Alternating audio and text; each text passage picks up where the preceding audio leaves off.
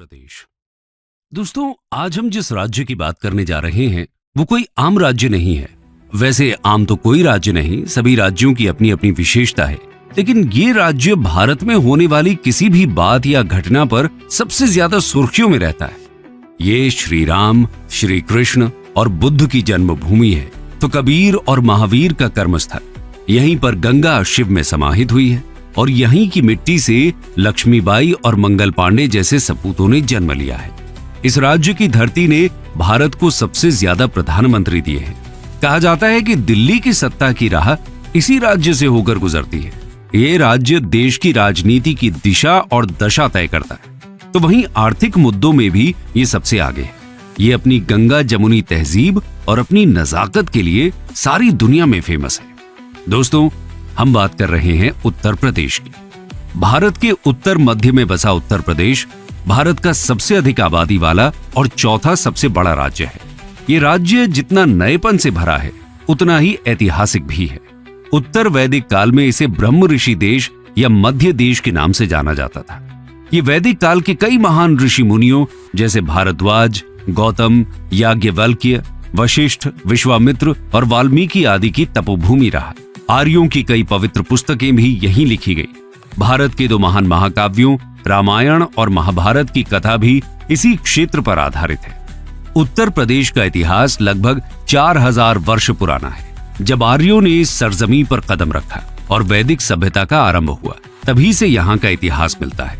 आर्य सिंधु और सतलज के मैदानी भागों से यमुना और गंगा के मैदानी भाग की ओर बढ़े। इन्होंने यमुना और गंगा के मैदानी भाग और घाघरा क्षेत्र को अपना घर बनाया। इन्हीं आर्यों के नाम पर भारत देश का नाम आर्यवर्त अथवा भारतवर्ष पड़ा। गंगा के मैदान के बीचों बीच अपनी स्थिति के कारण उत्तर प्रदेश समूचे उत्तरी भारत के इतिहास का केंद्र बिंदु रहा है। उत्तर प्रदेश का इतिहास बेहद प्राचीन और बेहद दिलचस्प है। आज हम आपको उत्तर प्रदेश के उस इतिहास से रूबरू कराएंगे जिसके बारे में किताबों में बहुत कम जानकारी है। तो आइए चलते हैं उत्तर प्रदेश के ऐतिहासिक सफर पर। Ancient history of Uttar Pradesh. Uttar Pradesh के ऐतिहासिक पन्नों को पलटें तो हम पाते हैं कि इसकी शुरुआत पुरातात्विक काल से होती है। पुरातात्विक अन्वेषणों ने अब के उत्तर प्रदेश की प्रागैतिहासिक सभ्यता पर नई रोशनी डाली है।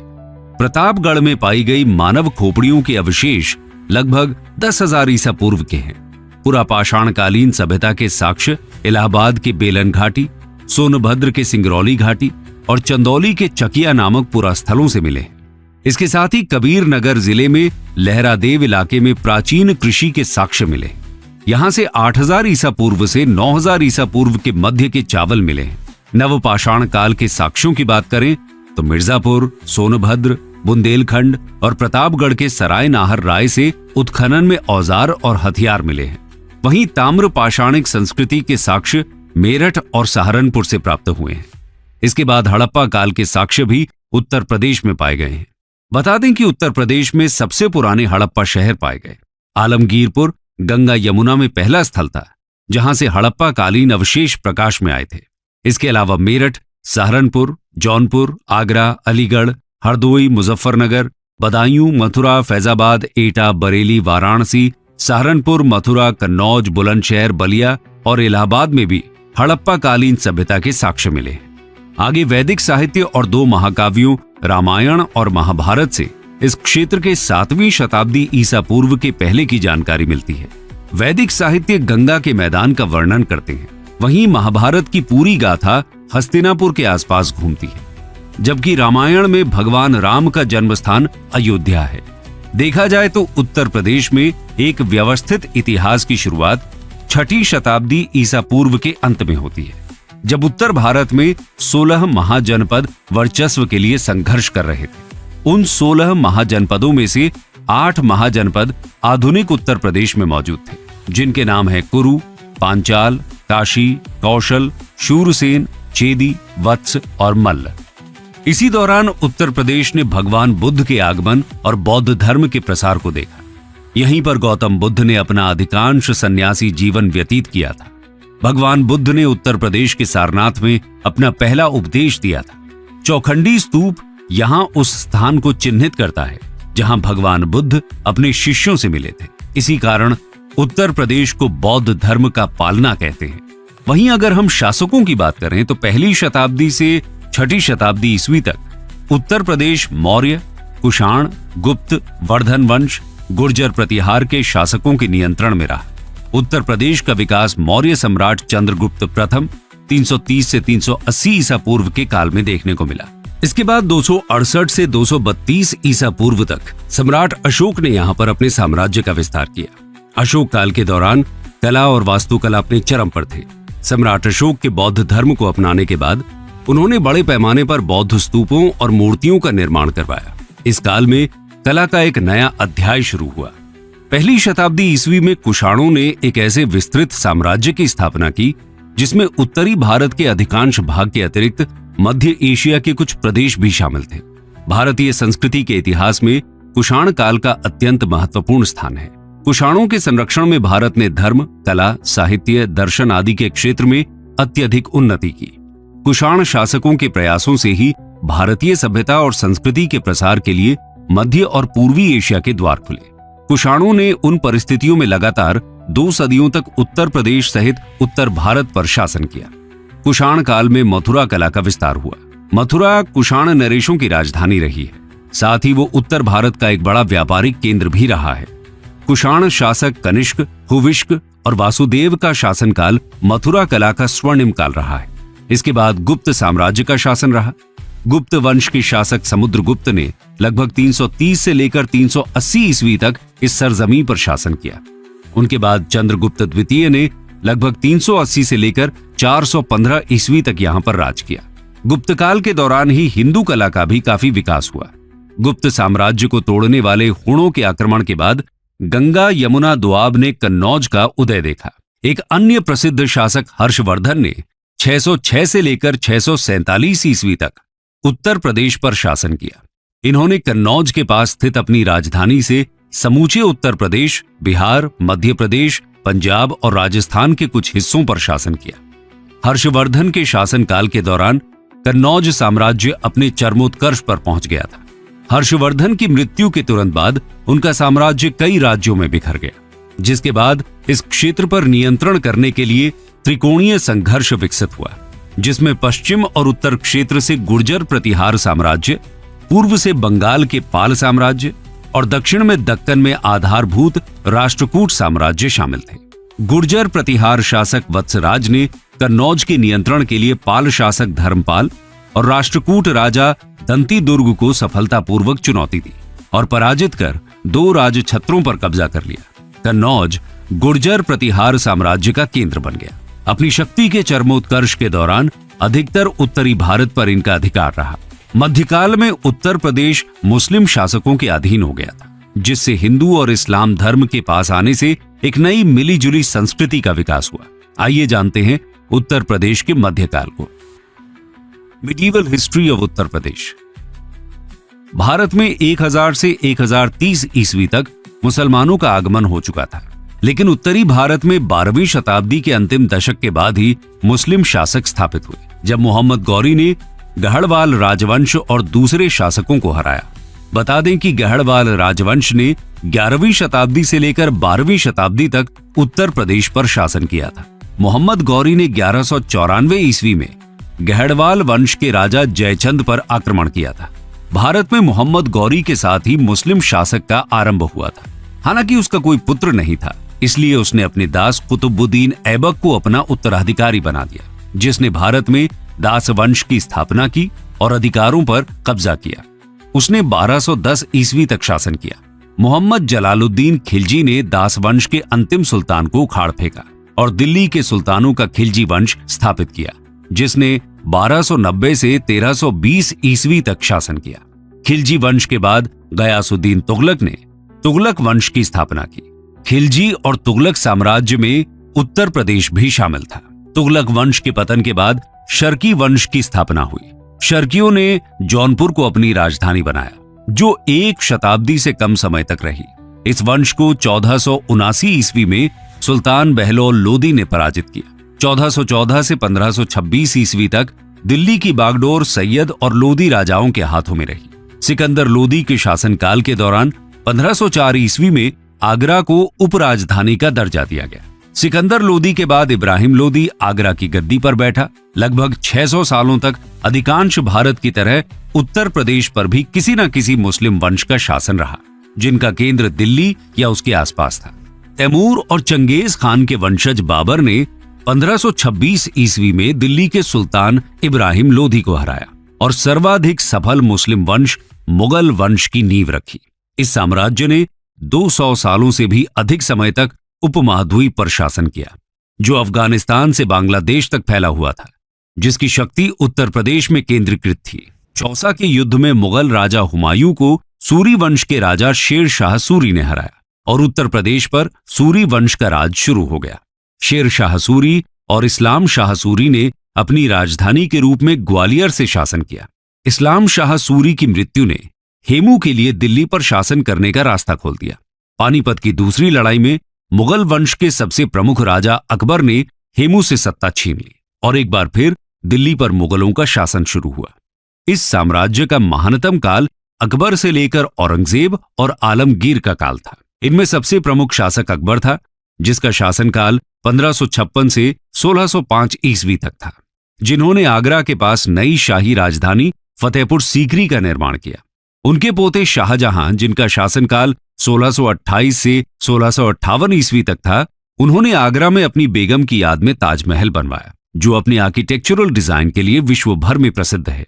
शाहजहां ने आगरा और दिल्ली में भी आर्किटेक्चर की दृष्टि से कई इमारतें बनवाई थी। बात चाहे सल्तनत काल की हो या फिर मुगल काल की, हर समय में उत्तर प्रदेश प्रासंगिक रहा। अकबर ने तो उत्तर प्रदेश की माटी को अपना सब कुछ मान लिया था। अकबर ने फतेहपुर सीकरी और इलाहाबाद में जो किले बनवाए थे, उसी की नींव पर मुगल वंश सैकड़ों साल तक बना रहा। इसके अलावा सल्तनत काल में संभल हो या आगरा जौनपुर, सभी में उत्तर प्रदेश ने अपना वर्चस्व बनाए रखा। इक्ता व्यवस्था का प्रशासन रहा हो या फिर सल्तनत काल की आर्थिक शक्ति, सभी जगह उत्तर प्रदेश की चर्चा मिल जाती है। मुगल साम्राज्य ने उत्तर प्रदेश में हिंदू और मुस्लिम संस्कृति से मिलीजुली एक नई संस्कृति का विकास किया। इस संस्कृति के जन्मदाता अकबर ही थे, जिन्होंने बिना किसी भेदभाव के अपने दरबार में आर्किटेक्चरल, लिटरेचर, पेंटिंग और म्यूजिक एक्सपर्ट्स को नियुक्त किया था। लेकिन धीरे धीरे हिंदुत्व और इस्लाम के टकराव ने कई नए विचारों को जन्म दिया था और उनका विकास किया था। 18वीं शताब्दी में मुगलों के पतन के साथ ही इस मिश्रित संस्कृति का केंद्र दिल्ली से लखनऊ चला गया, जो अवध के नवाब के अंतर्गत था और जहां सांप्रदायिक सद्भाव के माहौल में कला, साहित्य, संगीत और काव्य का विकास हुआ। जब उत्तर प्रदेश आधुनिक भारत के पड़ाव पर पहुंचा, तो उत्तर प्रदेश का अलग ही रूप देखने को मिला। यहीं से उत्तर प्रदेश ने अपने लिए अलग कहानी लिखनी शुरू कर दी। चलिए जानते हैं उत्तर प्रदेश का आधुनिक इतिहास। Modern history of Uttar Pradesh. 1707 में औरंगजेब की मृत्यु के पश्चात अगले 50 सालों तक दिल्ली की गद्दी पर कुल 8 मुगल शासकों ने शासन किया। 1757 तक वर्तमान उत्तर प्रदेश में 5 स्वतंत्र राज्य स्थापित हो चुके थे। इस दौरान अवध और रुहेल 2 ऐसे क्षेत्र बन गए जो शक्ति के संघर्ष को, और अवध और रुहेला ने मुगलों के खिलाफ विद्रोह कर दिया। इन दोनों के विद्रोह को देखते हुए बाकी राज्यों ने भी वर्चस्व के लिए दिल्ली में मुगलों के साथ संघर्ष शुरू कर दिया। इधर 17वीं शताब्दी के मध्य तक ईस्ट इंडिया कंपनी ने भारत के दक्षिणी भाग में एंट्री कर ली थी और अब वो उत्तर भारत की ओर बढ़ रहे थे। 18वीं शताब्दी में आते आते मुगल सत्ता का पतन हो गया। इधर ईस्ट इंडिया कंपनी उत्तर भारत में अपनी जड़ें जमाने लगी। उसने शुरुआत में विभिन्न साम्राज्यों से शक्तियां छीनकर उन्हें बंगाल प्रेसिडेंसी के तहत एकजुट कर दिया। इसमें नवाबों के प्रांत अवध, ग्वालियर के सिंधिया और नेपाल के गोरखा शामिल थे। 1834 में ईस्ट इंडिया कंपनी ने उत्तर पश्चिमी प्रांतों को बंगाल प्रेसिडेंसी से अलग कर दिया और एक नई प्रेसिडेंसी का निर्माण किया, जिसे आगरा प्रेसिडेंसी कहा गया। सन 1857 की क्रांति की शुरुआत भी उत्तर प्रदेश के मेरठ शहर से ही हुई थी। ये क्रांति लगभग 1 साल तक चली और धीरे धीरे पूरे उत्तर भारत में फैल गई। इस क्रांति को भारत का पहला स्वतंत्रता संग्राम नाम दिया गया। इस संग्राम में झांसी की रानी लक्ष्मीबाई, अवध की बेगम हजरत महल, बख्त खान, नाना साहेब, तात्या टोपे आदि अनेक देशभक्तों ने भाग लिया।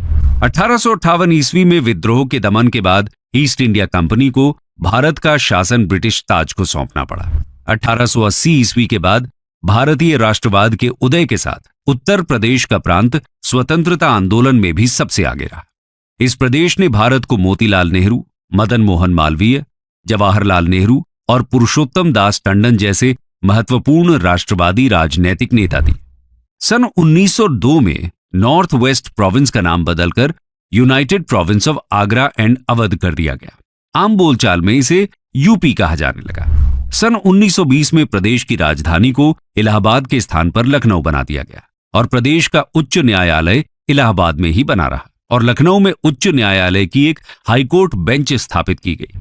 इसी दौरान भारत में ब्रिटिश साम्राज्य की नींव हिलाने के लिए महात्मा गांधी ने असहयोग आंदोलन शुरू किया, जो धीरे धीरे पूरे संयुक्त प्रांत में फैल गया। लेकिन चौरी चौरा गांव में हुई हिंसा के कारण महात्मा गांधी को असहयोग आंदोलन रोकना पड़ा।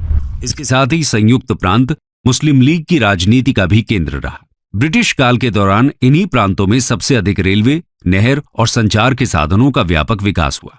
अंग्रेजों ने यहां आधुनिक शिक्षा और वेस्टर्न कल्चर को भी बढ़ावा दिया। इसी के तहत यहां पर 1921 में लखनऊ विश्वविद्यालय की स्थापना हुई। बाद में 1935 में इसका संक्षिप्त नाम यूनाइटेड प्रोविंसेस प्रचलित हो गया।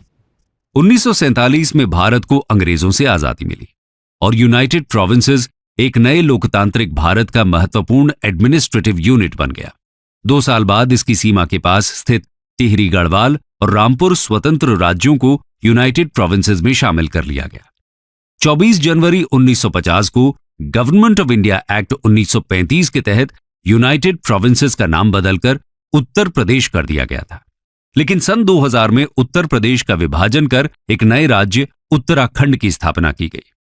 दरअसल उत्तर प्रदेश के गठन के तुरंत बाद राज्य के हिमालयी क्षेत्रों में अशांति विकसित हो गई थी। इस क्षेत्र के लोगों को लगा कि इतनी ज्यादा जनसंख्या और इतने बड़े एरिया के कारण लखनऊ में बैठी सरकार उन पर ध्यान नहीं देगी और उनकी देखरेख नहीं कर सकेगी। व्यापक बेरोजगारी, गरीबी और अपर्याप्त बुनियादी ढांचे ने उनके असंतोष में योगदान दिया। 1990 के दशक में एक अलग राज्य की उनकी मांग में तेजी आई।